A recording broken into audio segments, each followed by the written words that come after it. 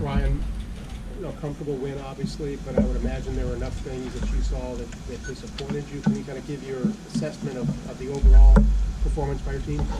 I mean, it was one of those games that I thought our guys played good in the first half, and then we decided not to play JK in the second half. Came out in that first drive of the third quarter right down the field and decided to go with our twos.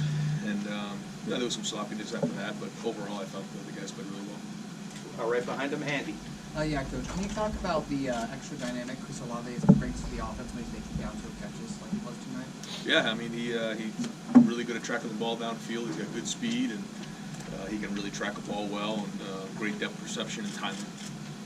Over to the far right, Doug. Oh, I'm sorry, Bill.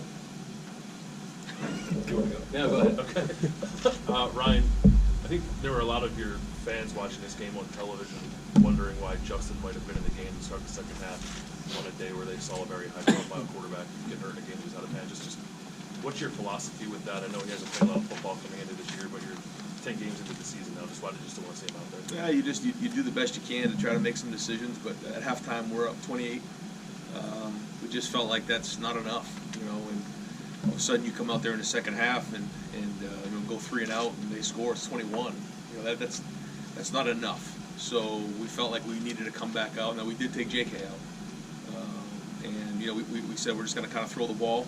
In that first drive, when we had the ball coming out in the second half, we were going to try to get it out of his hand quick. And we went down and scored, and it worked the way we thought it would. And then it goes to 42-7, and we thought that was enough. And then we pulled those guys and played the rest of them. It looked like he might have gotten his hand stepped on a run, and you got just looking at him on the bench. Did you consider taking him out then at all? No, he was fine. Right behind him, Nathan. You talked all season about how this schedule is kind of broken down into these chunks. I'm just curious how you see these next 2 games in front of you and their importance in the challenge. Yeah, I mean, now all focused. The minute that game went to 0 is on Penn State and getting ready for this next run. And we got to do everything we can to prepare for this game, and it starts right now. And we talked about that. We really talked very little about this game.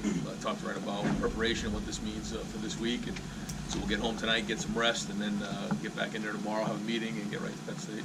Have you looked all season as things kind of progressing towards these 2 last big ones kind of sitting at the end of the season? I mean, yeah, we know that these games, that was the finale of the season, was going to be to play these 2 games for sure. Front row left here, Rob. You're happy with the performance, but it's just like a perfect game in terms of wasn't perfect, and you can use that going into these next 2 weeks if guys were like getting a little sloppy. It's hard to tell, but some of these games when your starters only play one half of football, it's hard to get a real assessment of what goes on in these games. And we have maybe some backups in there, like at the end of the game, with 2 young receivers in there, they didn't run the right route. Gunner holds it, gets sacked for a fumble. Just things like that happen, and that's hard to gauge your team in November when things like that are going on. So I'm not going to put too much stock in it, just going to move right on and obviously make the corrections off of the film, but we got a lot to focus on moving forward. Over here to the left, Joey. You had kind of a reworked secondary there with Sean Wade and Savion Banks on one side. What did you, without Damon Arnett in there, what did you think of their play in the first half? I thought they were solid. I thought they were, they played overall good. We'll watch the film, but I think they were decent. Over here to the right, Clay. We probably all covered Jalen Gill in some form or fashion. When you see a guy come and then he's redshirted and then he's finally starting to make his way, or at least he gets on the field. What does it do for kids who don't play to make a mark?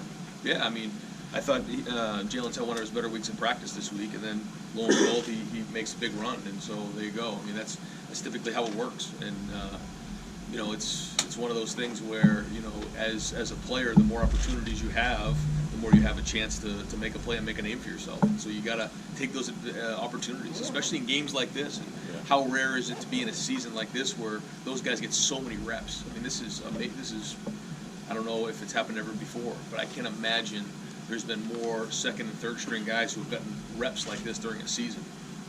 And so it's unique, and I think that our guys have gotten better, and some more than others. And last couple of questions, front row right there, Austin.